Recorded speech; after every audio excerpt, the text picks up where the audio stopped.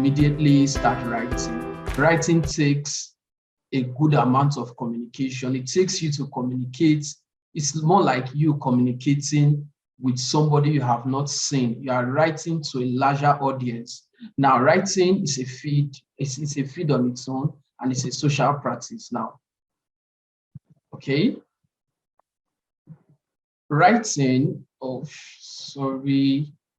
I don't know why this thing like this. Okay, let me put it in reading mode. Now, writing as you as an undergraduate, if you are writing, the basic things that you should know is that you are not writing just like the way you wrote in, let's say, your 200 or 300 level or your other technical, other courses that you did. You are writing like a graduate student, because most times I've seen that some persons, the undergraduate project was actually one of the major things that gave them the job or the business that they are currently in.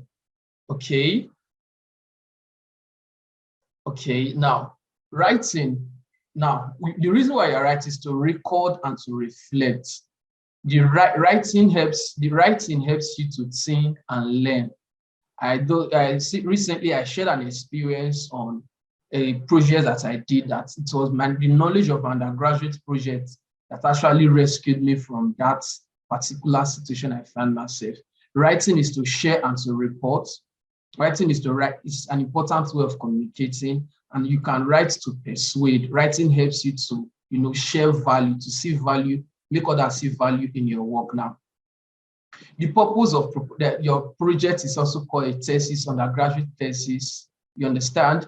It's also called an undergraduate thesis. It's also called undergraduate final year project writing, final year research work, whatever name you give to it. Now, the purpose of your thesis, the proposal that you guys are about to write, to submit, and to do a seminar on, those of them in electrical, we do call it a seminar, and you are presenting it in the first semester. It's actually 3 units. Now, it's to justify your research project in order to gain approval.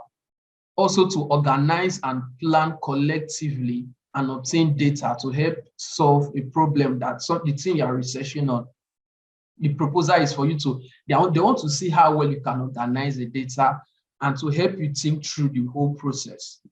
It's also to help you think through the whole process. Now, if you have an idea on where you are going and how you want to get there, it's easier for you to reach the destination. I believe that is true.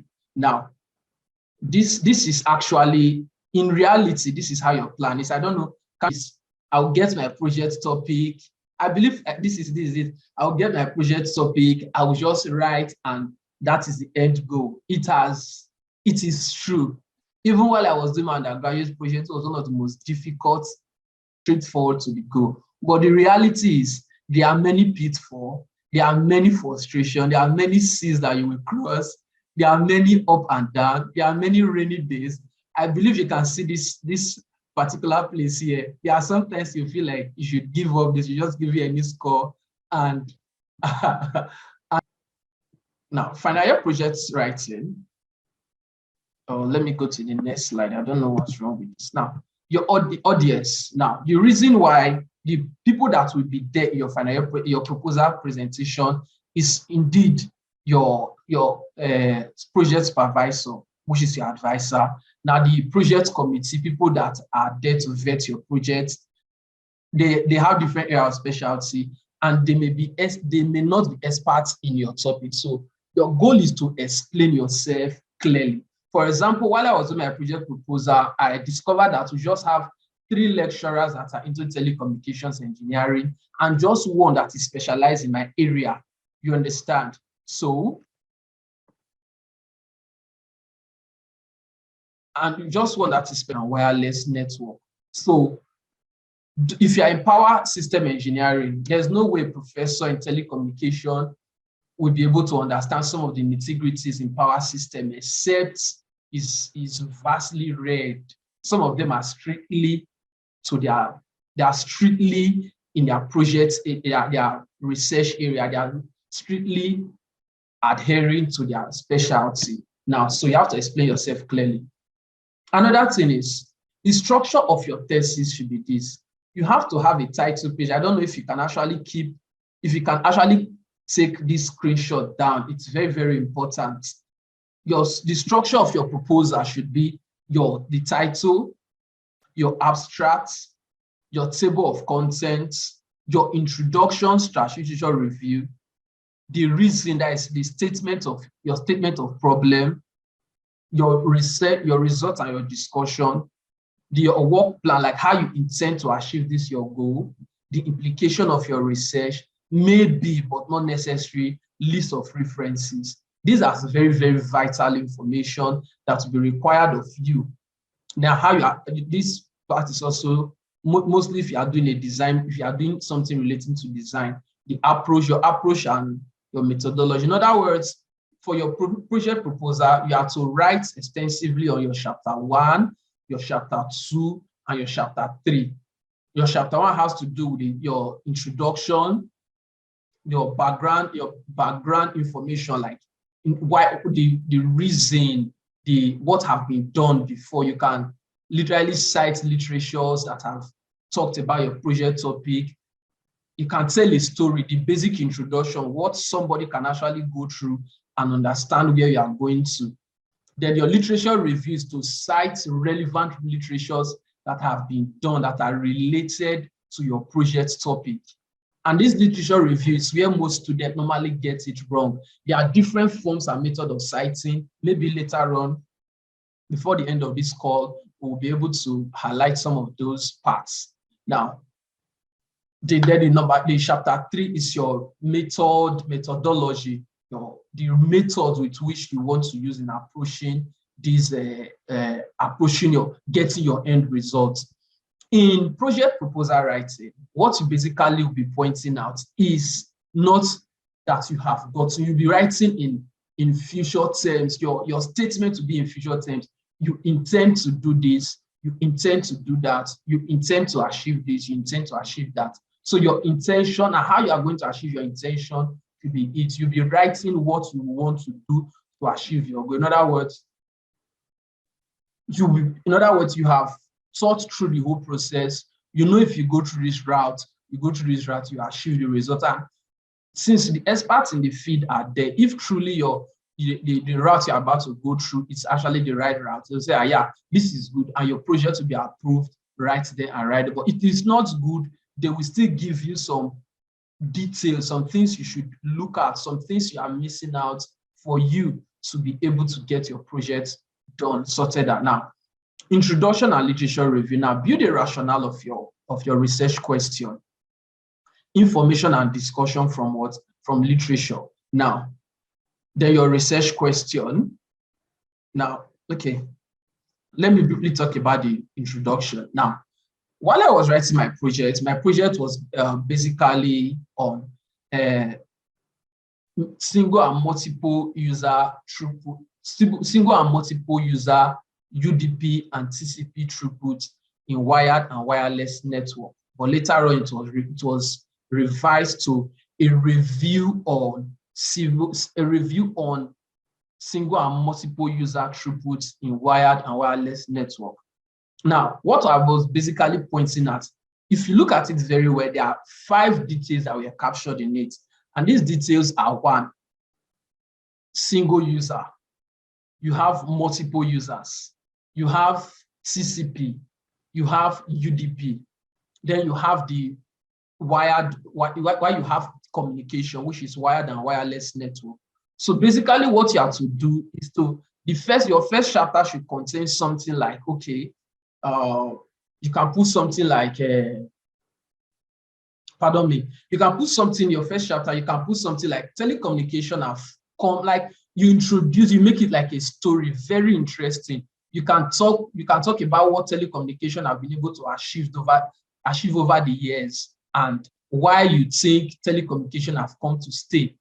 Your next chapter should be, you'll be talking about, maybe you can pick TCP, you can pick UDP, you can separately discuss them. Then the next paragraph rather, you can bring where both of them can be easily considered together. You fragment your project topic into bits and you discuss them in the introduction, that is basically what your introduction should be all about. Now, for literature review, now steps in writing literature review.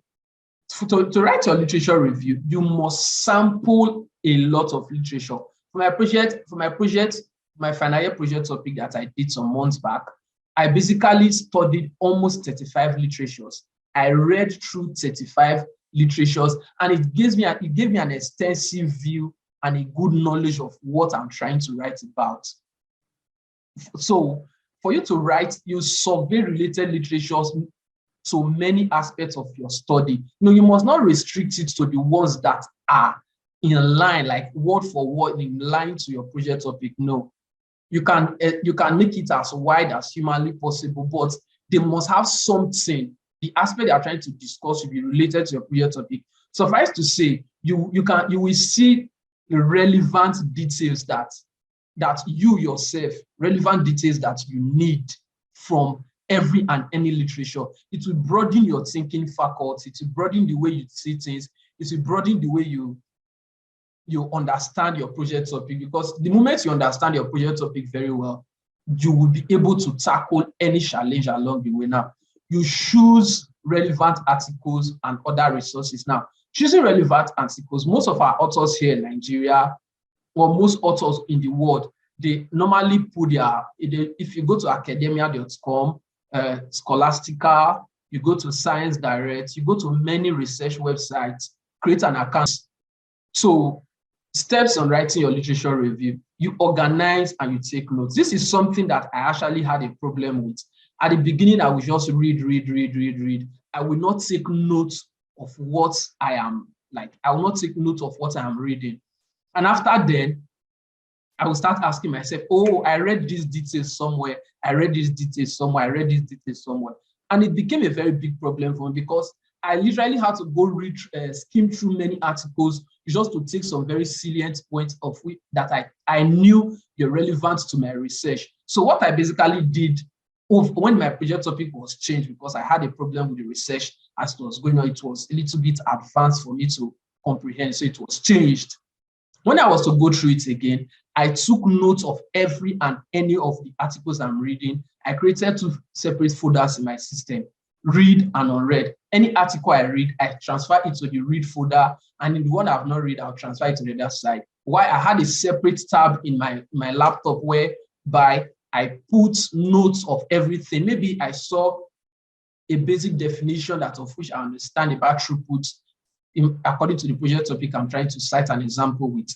I will write it down, I'll type it in my system, I'll keep it alongside. Now, another point is organize literature according to topic and argumentative claim.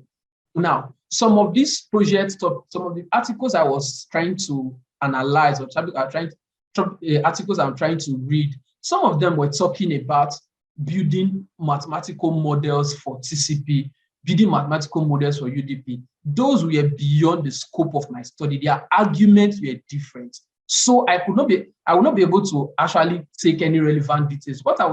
My mindset about those things was just to organize and keep their thought pattern. In other words, the argumentative claim, what their thought pattern was about, what were they trying to discuss. The basic details I've deemed fit about my project were actually kept to one side. Then another thing is to draft and revise. You draft them, like I've earlier said, the one you know are very relevant to your research topic, you keep them aside and you go through them again. Because understanding a good literature about your project topic is 101%.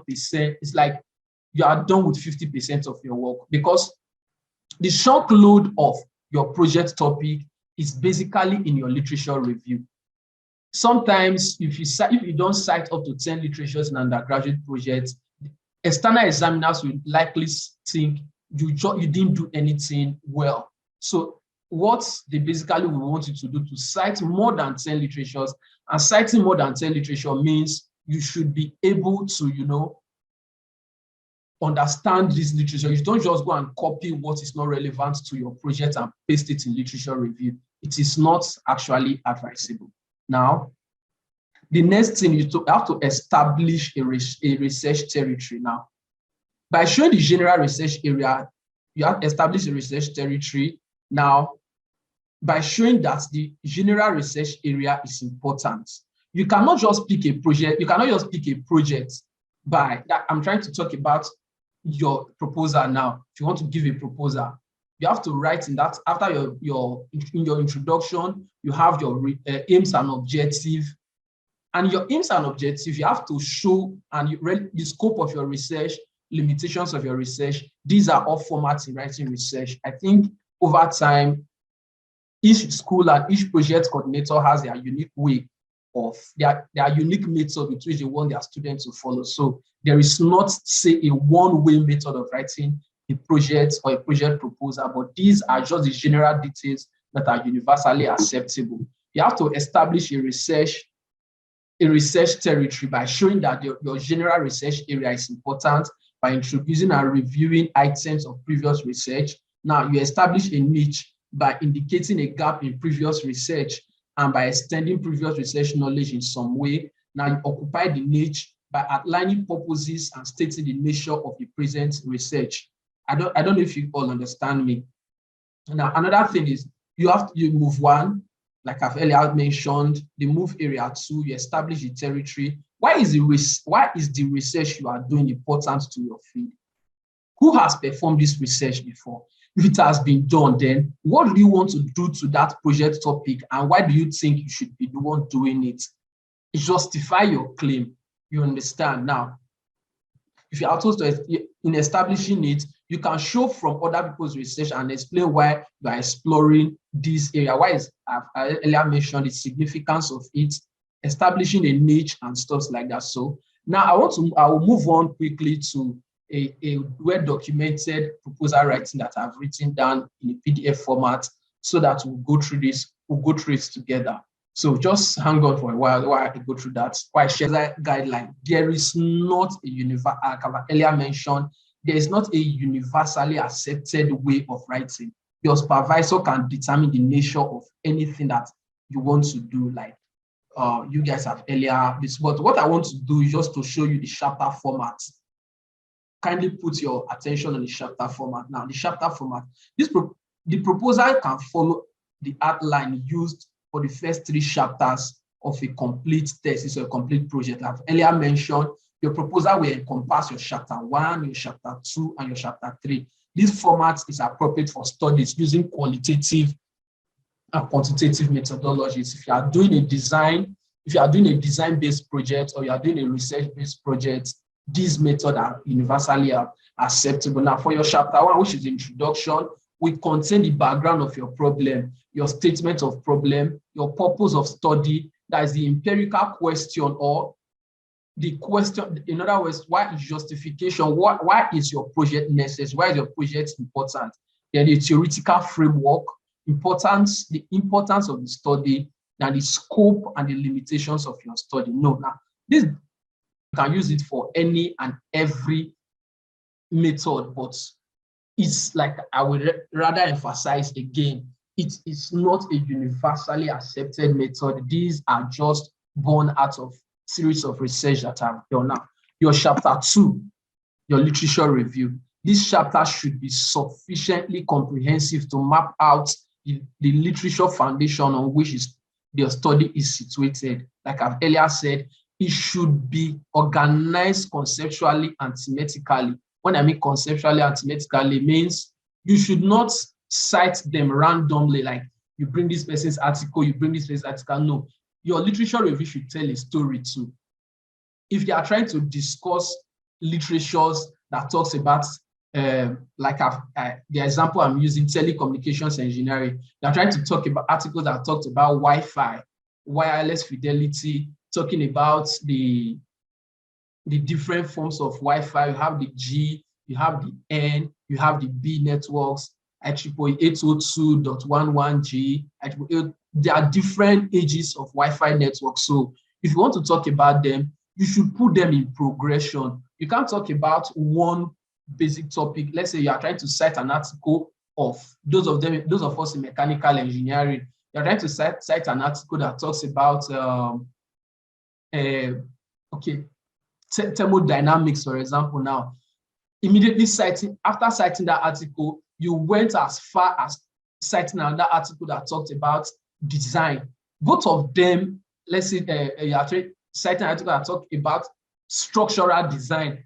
Both of them are not related in any way, and that is actually a very, very bad way, because if you are trying to do it that way, person that are trying to go through your article will get confused along the way. Like I've earlier said, writing a project is a social enterprise. You are trying to communicate your point. You are trying to validate your claim to a wider audience. Now, your chapter 3 is your methodology and your procedure. Now, your methodology, you have to introduce, you remind the reader of the purpose of your research. It is important. Now, the general methodology, the methodological decision, you have to point it out to your reader, like, okay, now, this is the reason why. You know, you have earlier stated it in chapter 1, so you are coming back in chapter 3. You are reminding the person that this is the purpose of which I'm doing this research, and these are the ways I am going to achieve it, which is the next line, research design. You describe and justify the design choice. You know, study cases, you have to do survey quantitatively, interpretatively. You have to now break them down, the method with which you want to achieve this goal. You have to cite and you have to do site and participant selection, data collection over time, data analysis, reliable, and you have to establish good data and methodological assumption. This is where most of us normally have problem, because you are trying to live inside your project. You want to methodologically assume the way you want to get it, and that can only come if you have done an extensive literature review. You'll be able to see how other people have done their own before. So when you are trying to map out your own, you are trying to break the bits from the bites, and you are trying to break the flesh from the bone. You need to know that, okay, this is the pipeline with which my project should follow, and you have to summarize the purpose at the end of the day. Now, okay, this article is here for us. Those of us that need it after now can actually go through this one. It will give you a good guideline writing a project proposal. And like I've earlier mentioned, writing a good project proposal is as good as writing a complete project. Now, lastly, I don't know if you can see, if you can hear me, please just signify by just a show of hand. If you can still hear me, please. All right. I think some of us can still hear me now. Okay. All right. Now, let's quickly go to, all right. Let me just quickly cite it. Next thing is citation, how to cite projects. Now, the basic method of citation that I was asked to use, or the basic method of citation I was taught and I've been taught to use, of which I'll be sharing with you the exact document, is the APA. I don't know if most of us have actually gone through project proposal writing before, but let me just share it with you immediately. Now, APA project, this project proposal method is actually, or the purpose of citation should be actually, now, okay, I'm sharing my screen now. Citation is another very important point for us to note while writing project proposals. If you don't cite properly, that amounts to plagiarism, and once a project is plagiarized, it is termed not an intellectual property of the writer. If there is other time, I'll be able to show you a way. I'll be able to show you a way for you to, write a good project, a good citation, how to paraphrase,